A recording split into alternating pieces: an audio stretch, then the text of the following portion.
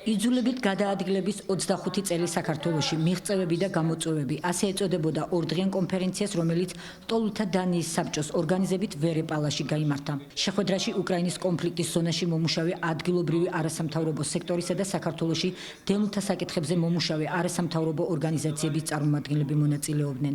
კონფერენციის მიზანი უკრაინის სამოქალაქო სექტორისთვის იძულებით გადაადგილებულ პირებსა და მათთან დაკავშირებულ საკითხებზე საქართველოს გამოცდილების გაზიარება იყო. შეხვედრა სამუშაო ფორმატში წარიმართა. უკრაინული არასამთავრობო ორგანიზაციების წარმომადგენლებმა ისაუბრეს თემაზე იძულებით გადაადგილების 3 წელი უკრაინაში. გამოწვევები, მიღებული გამოცდილება, ტენდენციები და პერსპექტივები. შეხვედრაზე განიხილეს ასევე საქართველოში დევნილთა უფლებების სამართლებრივი დაცვა, დევნილთა სოციალური და ეკონომიკური დახმარება. ხაზი გაესვა სამთავრობო უწყებებსა და არასამთავრობო სექტორს შორის თანამშრომლობის აუცილებლობას იძულებით გადაადგილებულ პირთა პრობლემების გადაწყვეტაში. კონფერენციის მიზანი არის ჩვენ უკრაინელი პარტნიორების, ანუ სამოქალაქო სექტორის ორგანიზაციების წარმომადგენლებისათვის იმ აუცილებელი ინფორმაციის მიწოდება, რომელიც საქართველოს გაიარა გარკვეული წლების განმავლობაში და ეს ეხებოდა დევნილთა საჭიროებებზე მორგებულ დახმარებებს.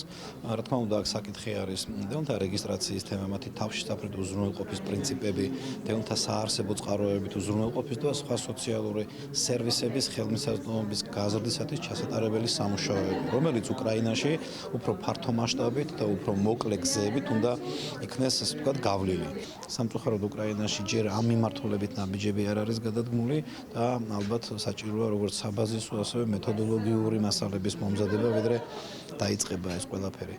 ჩვენ ვფიქრობთ, რომ დღეს საქართველოში არსებული მდგომარეობა ნამდვილად არ არის სამაგალითო ამ მიმართულებით, თუმცა უფრო მეტი გამოცდილება და მეტი შედეგები ჩვენ დაგვიგროვდა. მე ვფიქრობ, რომ განსახლების პოლიტიკასთან ერთად აუცილებლად საარსებო წყაროების მხარდაჭერის პოლიტიკა უნდა ხორციელდებოდეს და სწორედ შეცდომები, რომელიც ჩვენ დაუშვით თავის დროზე, არ გვინდა დაუშვას უკრაინელმა კოლეგებმა. ამიტომ ჩვენი რეკომენდაცია არის საცხოვრებლის უზრუნველყოფასთან ერთად აუცილებლად მოხდეს შრომის უნარიანი მოსახლეობისათვის საარსებო წყაროების პროექტების განხორციელება. საქართველო და უკრაინა მსგავსი პრობლემების წინაშე დადგნენ, როგორიცაა დევნილობა. ამ რთული სიტუაციის დროს უმნიშვნელოვანესია ურთიერთთანამშრომლობა. მსგავსი პროექტების შესაძლებლობას იძლევა ერთმანეთს გავუზიაროთ გამოცდილება და გავცვალოთ ინფორმაციები, ასევე განვიხილოთ და გამოვდებნოთ პრობლემების გადაწყვეტის გზები. ამ კუთხით მნიშვნელოვანი და ნაყოფიერი გამოდგა ეს კონფერენცია, რადგანაც ქართველმა კოლეგებმა გაგვიზიარეს თავიანთი გამოცდილება. საინტერესო იყო ის, რომ მონაწილეობდნენ ექსპერტები, სპეციალისტები, რომლებიც სხვადასხვა საკითხებს განიხილავდნენ.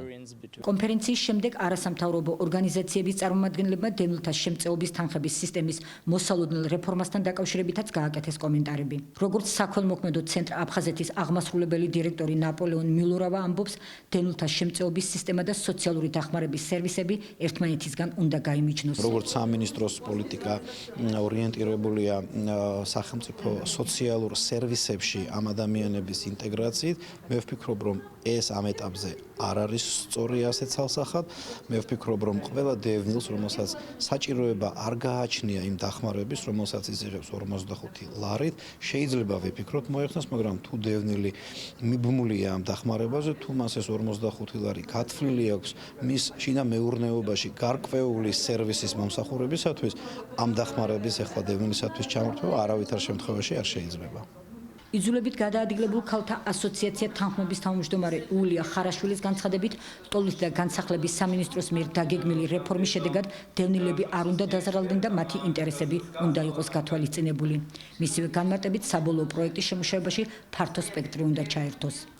Რომ რეფორმა უნდა მოხდეს ისე, რომ დევნილის უფლებები იყოს დაცული. ჩვენ ვფიქრობთ, რომ კი საჭიროებაზე გადასვლა საჭიროა, მაგრამ საჭიროება უნდა იყოს გამოკვლეული ძალიან სერიოზულად, იმიტომ რომ დევნილთა მოსახლეობა რჩება როგორც დაზარალებული მოსახლეობა და თავმნიშნელოვანია, რომ სტატუსი უნარჩუნდება, მაგრამ სტატუსთან რა იქნება დაკავშირებული, ესე ძალიან მნიშვნელოვანია. და ამიტომ უნდა იყოს ფართო დისკუსიები, ეს არ უნდა იყოს ერთდღიანი გადაწყვეტილება, ეს უნდა იყოს არასამთავრობო სექტორთან მხოლოდ კი არა, დევნილებთან უნდა მოხდეს დისკუსიები ამის შესახებ და გადაწყვეტილება არ უნდა დაზარალოს დევნილები.